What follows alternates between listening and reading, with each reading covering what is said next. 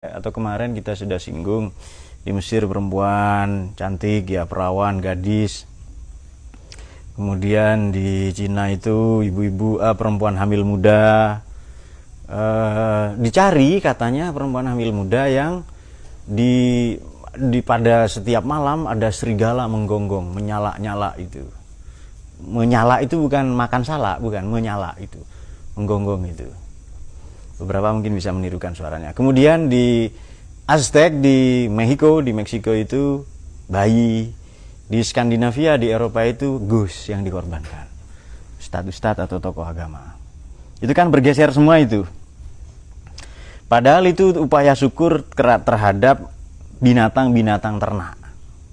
Yang nanti di bawah waktu itu Harry menyinggung siapa? Ipan.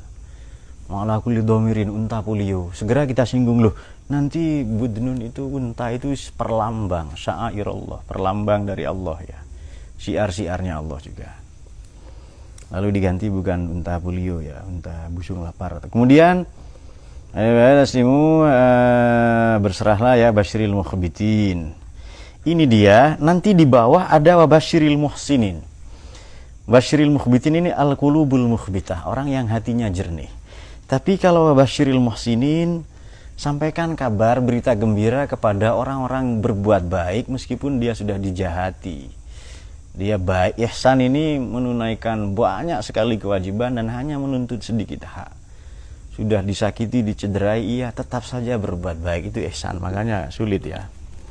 Dan parameter orang-orang hebat itu wabasyiril muhsinin itu. Karena ibadah yang ya ihsan kita tahulah ya, itu puncak dari Islam dan iman.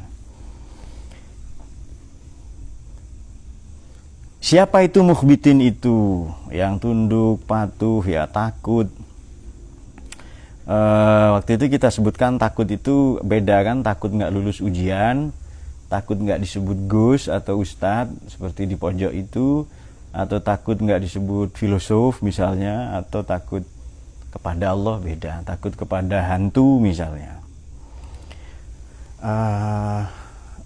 Kemudian takut disuruh boyong dari pondok misalnya dengan isu perkawinan, nikah, lalu pondoknya digeser ya, digusur ya gitu tepatnya. Nah, mereka yang wajilat qulubuhum ini yang kemarin contohnya Falah. Kalau mendengar nama Cika bergetar dia sampai ke kelaminnya itu. Sampai ke celana-celananya bergetar ya. Din, ada Cika Din? Enggak. Ya enggak. Nah, itu bergetar itu karena disebut cintanya ya.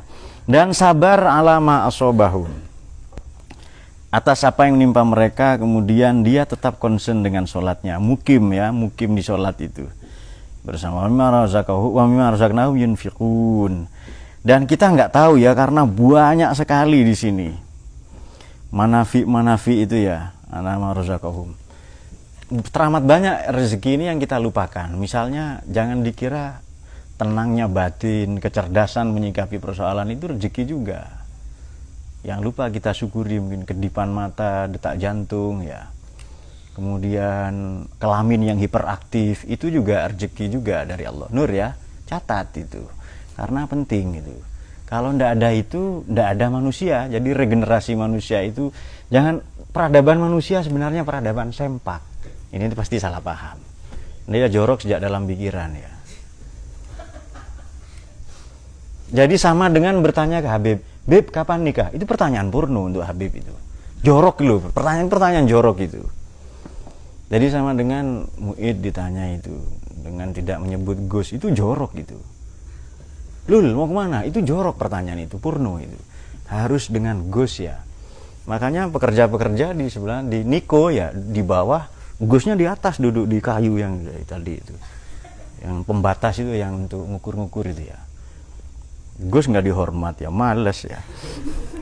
Nah, baik kita masuk ke berikutnya ini. Wal budnu. Wal budna. Tadi sudah disinggung ya, badana. Sesuatu yang gemuk yang diliputi oleh saman, berlemak, besar. Makanya tafsir yang paling banyak diikuti adalah unta dan maupun sapi. Sampai sekarang. Pembangunan jembatan, pembangunan pelengsengan, pembangunan bendungan, pasti di situ nanti dikasih diletakkan kepala kerbau. Atau panen raya, petik laut, nanti kepala kerbau dilarung ke laut itu.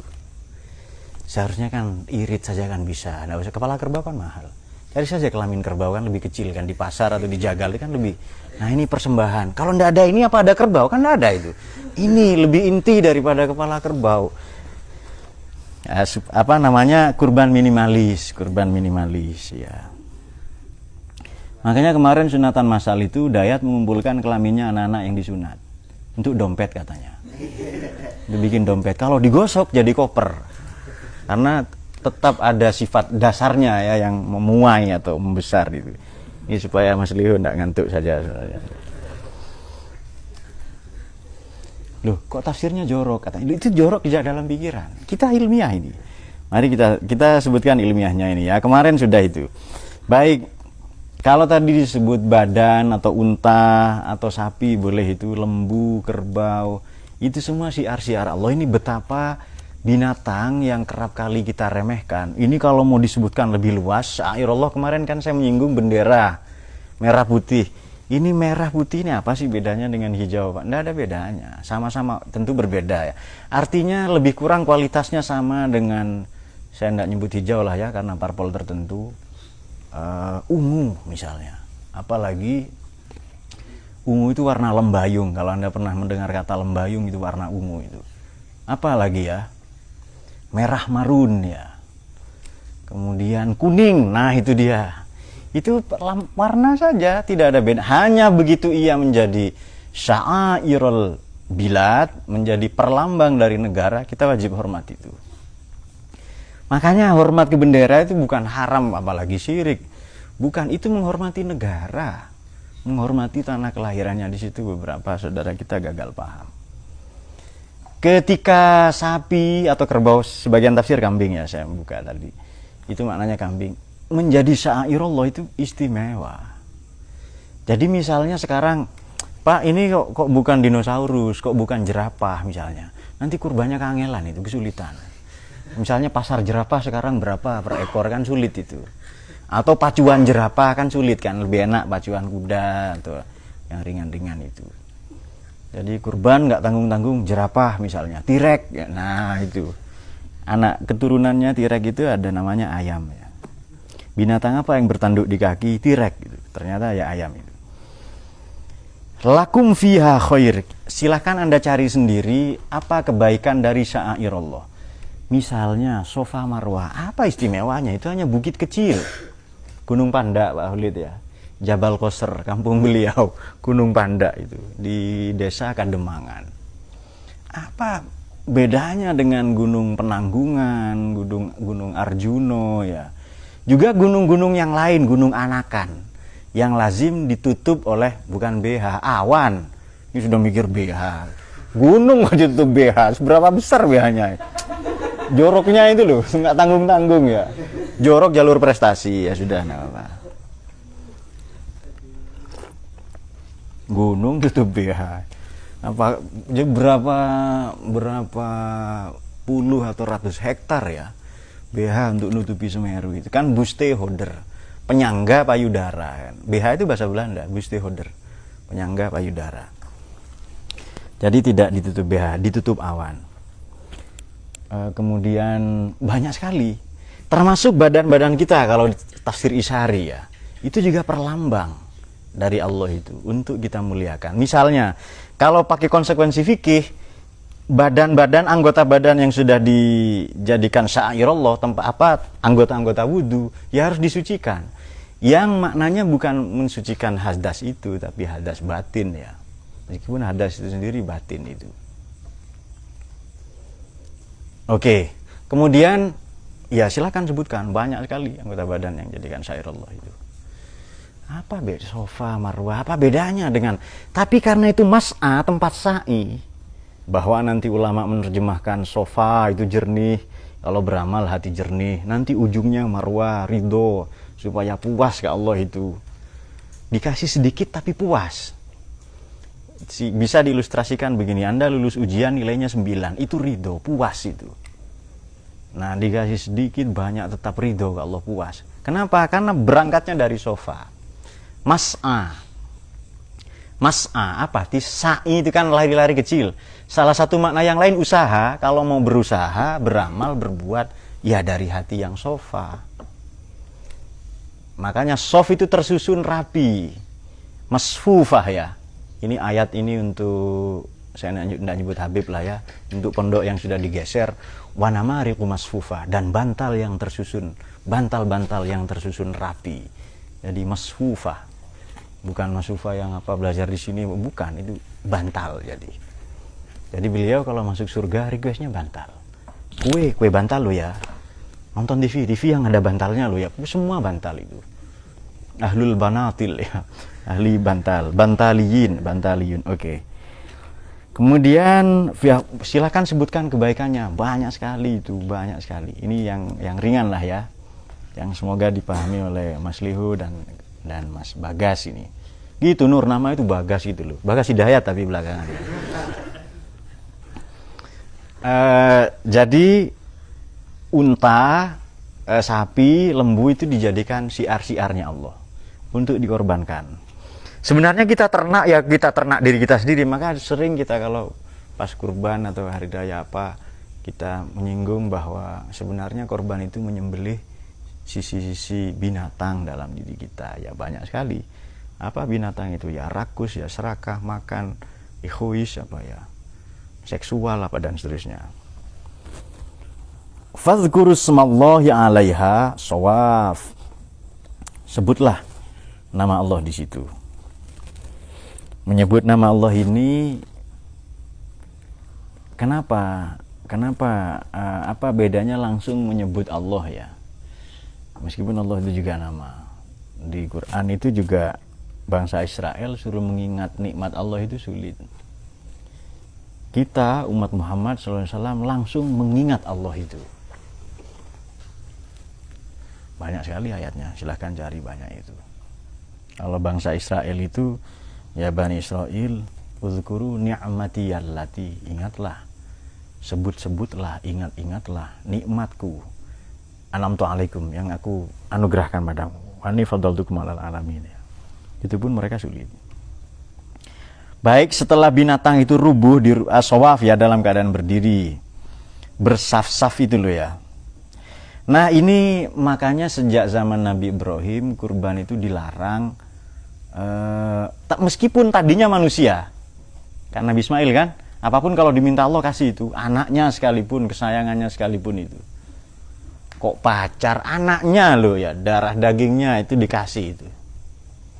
Apalagi kok cuma apalah ya, harta benda, anaknya yang paling dikasihinya itu. Tapi nanti Allah mengganti dengan kambing, makanya jangan korban pakai itu lagi, diganti kambing nanti. Nah itu sudah sangat legendaris itu. Zawajawat junubaha fakulu minha. Kalau sudah tumbang, sudah tergeletak, makanya ini konsekuensi fikihnya begini. Daging kurban itu boleh dijadikan 3 kelompok. Si empunya, panitianya itu, karena mereka nunggu ya, atau mereka yang malu-malu. Jadi mereka yang butuh, sebenarnya sama-sama butuh ini ya. Qani, orang yang tidak minta-minta, merasa cukup. Kalau dapat ya dikasih, dia malu, punya muruah ya, punya harga diri. Atau mu'tar, orang yang minta. Si panitia di sini kemarin ya. Jadi konsekuensi fikih itu kurban. Makanya di zaman Sayyidina Umar kurban ini keluar negeri. Kalau sekarang ada teknologi penampungan apa, pakai freezer macam-macam kan ya. Nah, di sini saya melihat bahwa ini dua sekaligus ya. Jadi pure jurisprudensial dan applied jurisprudensial. Ini fikih murni dan fikih terapan. Pure. Kan biasanya gitu kan ya. Ilmu itu kan ada ilmu murni, ada ilmu terapan. Ini corak berpikir abad 19, filsafat kontinental, analitik dan kontinental. Ada pure knowledge, ilmu murni ya.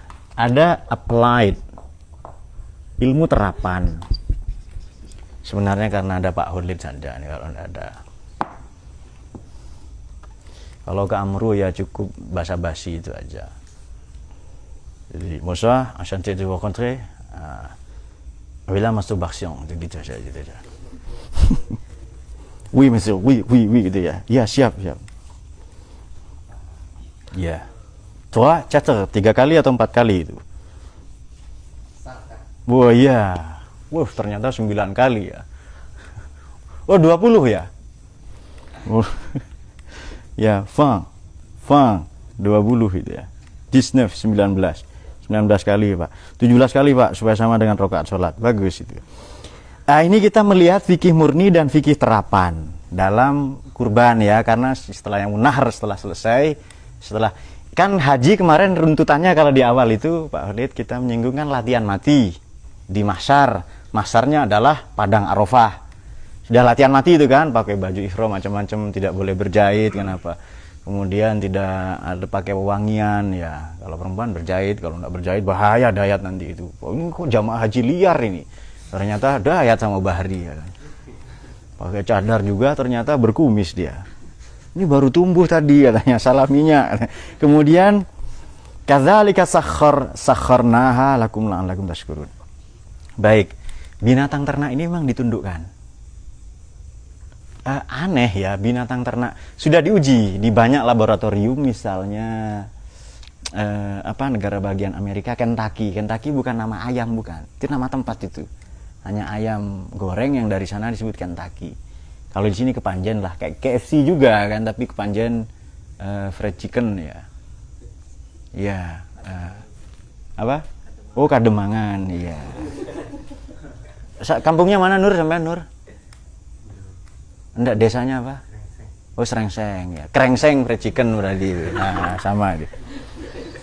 Memang ditundukkan. Jadi begini, kan sekarang ada kecerdasan buatan, namanya robot. Amru tahu pasti robot Cina kan.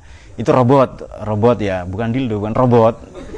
Ini diwakili kecerdasan manusia, apa dibikin sidik-sidik jari, tangannya lembut semua seperti manusia ya. Sama persis itu untuk mengendalikan apa? Mengendalikan binatang-binatang ternak. Ternyata berbeda. Jadi entah manusia itu punya sentuhan magis apa, sampai wanita-wanita tergeletak di hadapan puisinya Yani. Pokoknya ada daya magisnya manusia itu. Makanya sehebat apapun belajar Anda menjadi zumiyin, zumiyat ya, tetap harus ketemu guru memang. Jadi berbeda, memang ditundukkan untuk manusia, bukan manusia tiruan atau manusia hybrid ya. Misalnya siapa kan tiruan manusia dengan robot, namanya Pak To ya. Ada berapa To di sini ya? 2 ini ya. Ya geng Lumajang lah pokoknya To itu. Sekarang mukanya sudah lumayan ini lah ya. Kemarin dikritik dok sama Man itu. Selain katanya. Selain bahasa Indonesia nggak tahu. Jangan-jangan dari Somalia ini, bukan ini. Baik, supaya kamu bersyukur ya mendayagunakan itu. Ini di bawah juga ada sehubungan dengan pure dan applied ya. Layyanallaha luhumuha, ini dia. Jadi kurban itu bukan daging, bukan dima. Tapi ini penjelasan fikihnya menarik. Ketika Nabi itu ditanya begini, datang suku Badui ya, yang aneh-aneh lah, Badui datang ya seperti siapa adiknya Kahar ini? Oh iya Kahar ya, Kaharudin itu. Burhan manggilnya Kaharudin itu. Ini begini Kaharudin ya. Ini apa ini? Ya, ini sembelihan apa kata orang Badui itu? Mahadzil adhiyah. Di hadis yang lain adhiyah. Mahadzil adhiyah Rasulullah. Ini sembelihan apa? Nabi menjawab sallallahu alaihi wasallam, ini sunnahnya bapak kalian, Nabi Ibrahim. Hazi sunnatu abikum Ibrahim. Kemudian, ya oke kita kurban katanya. Tapi kita dapat apa? Jadi ciri-ciri Badui itu pragmatis banget itu. Kalau nggak dihormati enggak itu. Ini malana minha, kami dapat apa itu? Kamu dapat kebaikan pada setiap bulu ya rambut, ya saya ganti rambut, pada helai rambut, serat-serat daging, tetes darah, itu ada kebaikan-kebaikan untuk kalian. Nah baru itu mereka tidak bertanya lagi itu. Jadi saya mau melakukan ini tapi saya dapat apa? Baik, kemudian tetapi segera ditegaskan di sini Allah tidak menerima loh ya. Tidak akan sampai kepada Allah itu dagingnya, darahnya, bukan itu. Sebab ada anggapan begini, sampai ada di ini setelah zaman Nabi ya, setelah khalifah itu Sayyidina Utsman. Jadi pernah ada salah satu orang datang ke beliau mengganti kurbannya. Jadi saya lupa namanya itu. Jadi diganti kurbannya. Bapak Presiden, saya ganti kurban saya, jangan unta yang ini. Ini unta ini darahnya sedikit katanya. Ini ganti unta yang ini saja, ini lebih gemuk, darahnya lebih banyak katanya. Nah itu dia. Mungkin unta yang masuk golongannya Ustadz Yani, untanya berdarah ya. Jadi bukan hanya syair berdarah, ada unta berdarah juga. Di sini kemudian beliau mengingatkan, bukankah engkau sudah pernah mendengar ayat la yanalallaha luhumuha wala dima'uha. Yang diterima itu apa? Ya kualitas personal, kualitas takwa. Itu beramal, berkurban karena Allah atau tidak. Demikian sakharaha lakum litukabbirullaha alam. Dan ini konsekuensinya disunahkan kalau itu kan bismillah Allahu akbar gitu kan ya. Kalau berkurban itu loh, bismillah Allahu akbar. Bismillah Allahu akbar ini juga bacaan di luar kurban. Kan berkurban kan itu kan ya, bismillah Allahu akbar. Kalau maman masuk ke liang lahat, Maulana mengucapkan bismillah wa ala millati rasulillah. Nah itu dia, dikubur man itu man, takut lupa nanti doanya kan, Maulana takut lupa. Nah kalau menyembelih binatang kurban, bismillah Allahu akbar. Kapan lagi kita mengucapkan bismillah Allahu akbar itu? Adalah kalau kita mendapatkan ketiban durian runtuh itu. Jadi melihat sesuatu yang tadinya dikira sial tapi ternyata baik, mendapatkan sesuatu yang di luar dugaan yang mengagetkan, ya apalah ya, yang dadakan lah pokoknya itu. Selain mengucapkan Masya Allah, juga mengucapkan Bismillah Allahu Akbar. Ini bukti bahwa iya ya, binatang ini kan kita rawat, tapi ada hak-hak Allah di sana, bukan hak kita. Kita sedikit saja apakah menafkahkan ya untuk dirinya, keluarganya, juga tidak lupa untuk ada hak Allah di sana. Itu kabirullah ala mahadakum, atas petunjuk yang Dia anugerahkan kepadamu, yakni ya salah satunya dengan menyembelih binatang ternak tadi itu. Wabasyiril muhsinin. Ini dia. Ini yang sering disalahkan oleh beberapa oknum ustadz yang katanya memberi, bersedekah itu nanti pasti diganti 10 kali lipat itu. Kalau nggak percaya itu kafir katanya, kata oknum ustadz yang sedang ramai dibicarakan belakangan ini. Padahal tidak demikian. Yang diminta itu apa sih? Coba pelajari ketentuan-ketentuan kurban, atau ketentuan zakat mal misalnya, atau zakat binatang ternak, zakat ziro'ah ya. Itu pelajari ketentuannya. Itu tidak langsung menanam sekarang, dipanen kemudian langsung berzakat, tidak. Ada ambang batas. Kalau harta dimiliki secara penuh misalnya haul 1 tahun, ini bukan modal tapi memang uang nganggur. Jadi banyak sekali ketentuan. Tujuannya apa? Supaya orang ini tidak berat dengan itu, beramal itu, supaya ringan ya. Itu loh. Jadi betapa Allah ini tidak ingin menyinggung perasaan kita yang capek bekerja, kemudian diminta seenaknya, tidak. Nah itu dia. Jadi syiar ini sangat manusiawi. Jadi pantas kalau di sini redaksinya wal budna ya. Karena sesuai dengan applied ya. Sangat terapan dengan badan kita, dengan keseharian kita. Adalah keliru kalau dianggap ibadah itu memberat. Salah besar itu, salah besar. Ibadah ini cocok untuk manusia, kompatibel. Quran semuanya itu cocok itu. Nah, satu lagi yang terakhir, la yanalallaha luhumuha wala dima'uha. 2 kesalahkaprahan di sini. Selain tadi Wasyiril Muslimin sudah singgung ya. 2 kesalahkaprahan begini.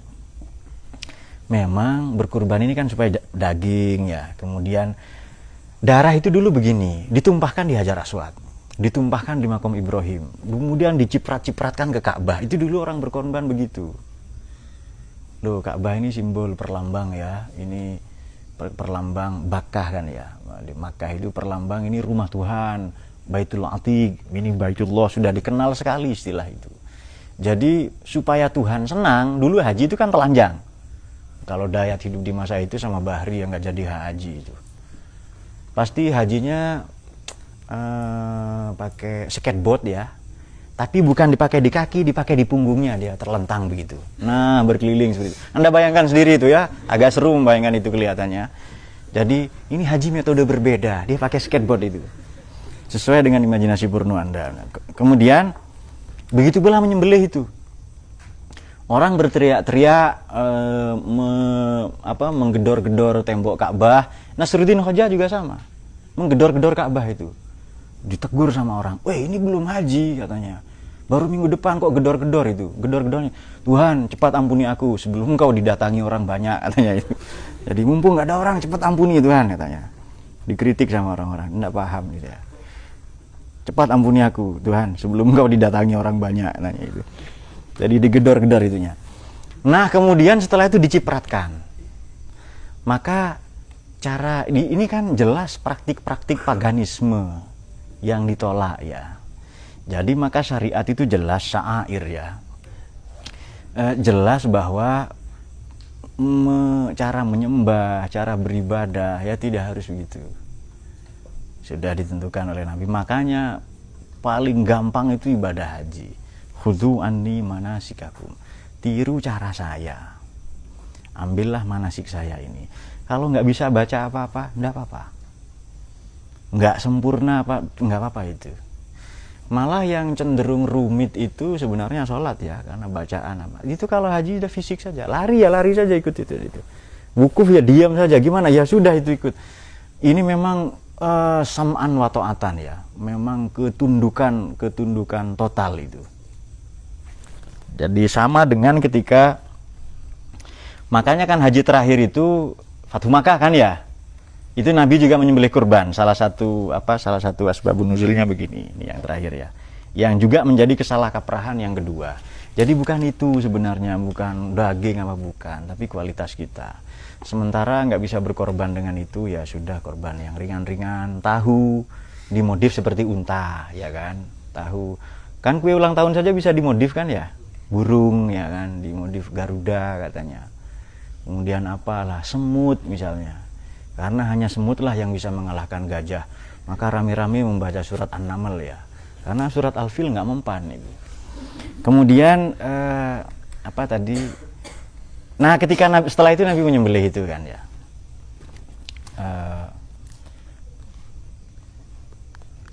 Di Fathu Makkah itu loh ya. Masih banyak orang mengasah-ngasah pedang. Kapan perang ini? Kok nggak ada, kok nggak rame di grup WA perang ini? Ada orang mengasah-ngasah pedang. Dalam konteks mengasah-ngasah pedang mau berperang itu, lalu Nabi begini, "Kamu pria-pria beristri pulanglah ke rumah istrimu masing-masing." Gus langsung, "Kamu pria-pria beristri pulanglah ke rumahmu." Itu sama dengan jihad. Ini bedakan dengan konteks sekarang loh ya, bedakan. Jangan kalau ada jihad membangun pesantren lalu Anda tidur bersama istrimu atau pasangan serumahmu, sekamarmu. Bukan itu maknanya. Jadi dulu orang mau perang, semangat-semangatnya perang itu loh. Loh, ngapain kok mengasah-ngasah pedang? Nggak ada perang ini. Sudah bubar sana ke istrimu masing-masing, itu sama dengan perang. Nah, itu dia. Jadi dalam konteks itu, perang itu juga salah satunya membahagiakan keluarga loh ya. Din, membahagiakan keluarga juga perang. Itu konsekuensi fikih. Kemudian ini juga yang tadi kita singgung begini. Tetap ada orang yang mau menghunus pedang. Tetap ada itu. Bahkan Sayyidina Umar berdiri. Beberapa kali itu. Peristiwa sebelumnya adalah ketika di perjanjian Hudaibiyah itu kan Nabi dirugikan, umat Islam dirugikan. Katanya kamu Nabi, kok diem saja? Sayyidina Umar ekstrim kalau marah dia. Marah pertama itu ketika Wanziran Syirotakal Akrobin itu loh ya. Ayo keluar, jangan di kalangan keluargamu saja. Bagaimana itu? Ayo berdakwah itu keluar. Katanya Nabi kok diem saja. Berangkat gitu loh, ayo saya maju katanya itu. Nah, begitu, agak ekstrim ya nasihatnya itu. Nah, tapi Nabi menerima karena bersama dengan wahyu. Oke, baik. Berikutnya adalah di momen perjanjian Hudaibiyah saya nggak bisa terima ini. Kemudian pasti nanti kita menang katanya. Kemudian tetap Sayyidina Umar itu bilang, enggak, kalau nggak ada yang maju biar saya ini. Nah, sama dengan tawanan perang Badar. ini kan Nabi mengajak musyawarah ini. Sayyidina Abu Bakar ditanya, sudah maafkan saja, toh mereka keluarga kita. Kan Quraisy itu kan keluarga Nabi semua itu. Maafkan saja. Sayyidina Utsman, kemudian karena Sayyidina Utsman lebih tua dari Sayyidina Abu Bakar, meskipun khalifah itu berikutnya ya. Sayyidina Utsman lebih tua daripada Sayyidina Umar secara usia ya. Kata Sayyidina Utsman, karena memang pedagang ya kan, berbasis pedagang, ya nggak apa-apa, tapi kita bebaskan, tapi minta tebusan. Nanti untuk anulah uangnya, untuk apa, dana tebusannya untuk recovery pasca perang. Terus Sayyidina Umar diminta, langsung berdiri itu, Ali kamu bunuh keluargamu, saya mau bunuh keluarga saya, yang lain bunuh keluarga masing-masing, yang menjadi tawanan perang itu loh, karena ini tidak akan beriman sampai kapanpun itu. Nah itu sarannya kan ekstrim, saran-saran seperti itu. Jadi saran saya, ya langsung buka pedangnya, ayo sekarang keluarganya, Ali kamu bunuh keluargamu, saya mau bunuh keluarga saya, langsung main penggal, biar selesai saat itu juga. Seperti doa Nabi. Kemudian apa kata Nabi Muhammad begini, itu sarannya Sayyidina Abu Bakar seperti Nabi Ibrahim, kalau mereka beriman maka golonganku, kalau tidak sesungguhnya engkau maha pengampun Tuhan, begitu ya. Maka maaf, sarannya Sayyidina Utsman. Kemudian makanya dan betul ya, kalau Nabi yang paling mirip, sahabat yang paling mirip wajahnya, ini menurut Nabi Muhammad ini dengan Nabi Ibrahim itu Sayyidina Utsman yang mirip wajahnya itu. Oke. Dayat nggak usah nanya mirip siapa kan ya, nggak ada dalam sejarah itu. Ini hibrid, ini manusia jenis baru, kawin silang antara robot dengan manusia. Yani tahu. Kemudian Nabi siapa? Sayyidina Abu Bakar itu seperti Nabi Adam yang memaklumi kesalahan anak-anaknya, ya sudah maafkan saja. Karena itu pesan Nabi Adam itu kepada Habil ya, nanti kamu akan dijahati kepada Sayyidina Habil, tapi kamu maafkan sedari sekarang. Sudah tahu loh ya kan, itu muhsinin itu, baik kepada orang yang jahat itu, kamu nanti akan dijahati, kurban kamu yang diterima oleh Allah, tapi kamu tetap baik loh ya sama adik kamu. Nah itu dia. Makanya dari beliau, dari Nabi Syith itu banyak lahir para nabi ya. Kemudian kalau Sayyidina Umar itu kamu seperti Nabi Nuh. Jadi diapresiasi semua loh oleh Nabi itu. Yang ketika berdoa, Tuhan jangan kau sisakan satu pun dari muka bumi ini. Minal ardi dayyaron. Jangan satu pun sisakan penghuni rumah ini, karena mereka akan kafir semua. Kemudian sarannya Sayyidina Ali, mana di antara mereka yang bisa nulis, suruh ngajarin kita nulis katanya. Yang lain bunuh-bunuhlah, enggak apa-apa katanya. Karena anak muda kan yang masih senang perang itu. Tapi yang bisa nulis, suruh ngajarin kita. Nah kemudian saran kamu ini seperti Nabi Isa. Nah itu dia. Ini yang diambil oleh Syiah. Kan memang mirip kan ya. Jadi Syiah tertentu, bukan semua Syiah ya. Kan ada Syiah Indonesia. Ngaji Syiah itu. Kawin Syiah itu ya. Boyong dari pondok Syiah katanya. Nah Syiah Indonesia itu. Nah yang ada kemiripan katanya. Ini pilihan Allah lah begitu. Ruhullah atau Ruhul Kudus atau macam-macam. Nabi menerima apresiasi itu ya. Menerima saran itu semua, tapi lihatlah apa yang dilakukan Nabi sama persis dengan yang beliau lakukan di Fathu Makkah, nanti kurban ini terakhir, kemudian sama persis dengan yang dilakukan di perjanjian Hudaibiyah. Nabi memberikan pengampunan, tetap Sayyidina Umar tidak mau. Ketika Nabi mengulang 3 kali, maka Sayyidina Umar sadar, oh iya ya ini Nabi, sorry bro saya lupa. Jadi ketika Nabi mengulang kalimat itu 3 kali, maka beliau sadar itu. Kalau saran saya perang itu, nggak ada lagi damai-damai katanya. Nah, ini membuktikan bahwa ini dia kesalah kaprahannya ya, yang kita sebutkan tadi itu ya.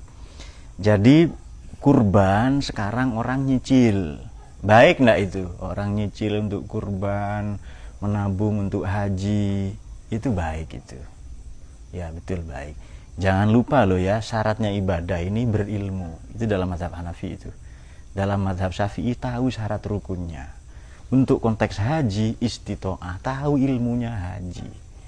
Jauh lebih wajib daripada punya dana untuk berangkat ke sana. Ngapain berangkat? Tapi tata caranya salah, ya kan? Kemudian keluarganya aman atau tidak? Perjalanannya aman atau tidak? Ada corona atau apa? Lebih baik tidak berangkat haji itu. Corona kan sebelah sini kampung, komunitas Rondo Mempesona kan ya, dekat depan sini. Apa namanya? Kemiri, kampung janda katanya, karena banyak pensiunan tentara. Nah, kesalahkaprahan ini dirawat oleh sebahagian orang, nanti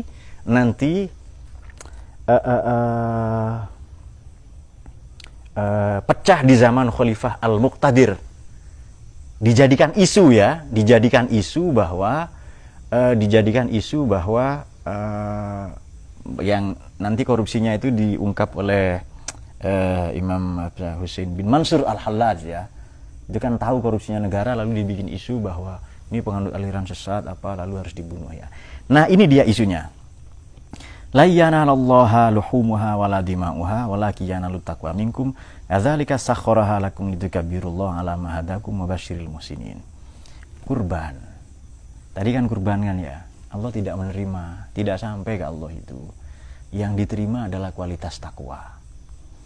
Nah, seolah-olah dibikin narasi seperti ini. Oke, kurban ya kurban, tapi kan yang lebih penting takwa. Ini dibikin isu. Ini kan luhumuha dima'uha aspek zahir. Syarat rukun semualah fikih itu. Aswab konteks fikih. Kemudian walakiyanalut taqwa ini ahsan, konteks tasawuf ini, konteks amal batin ini. Dituduh bahwa tasawuf ini hanya fokus kepada ibadah batin, mengabaikan ibadah zahir itu. Padahal tidak. Kalau Allah nggak menerima kurban daging bulu-bulu darahnya, tapi Allah menerima takwa, kan lebih baik bertakwa saja daripada berkurban. Tidak, kurbannya itu syariat, tetap harus dilaksanakan. Nah, salah satu tuduhan para ulama, entah Daud Az-Zahiri, macam-macam dia adalah orang ini hanya fokus kepada layana lut taqwa minkum. Dia lupa bahwa ayat ini yang dijadikan layanallahu luhumuha wala dima'uha. Padahal ini tuduhan jahat kepada mutasawwifin ya.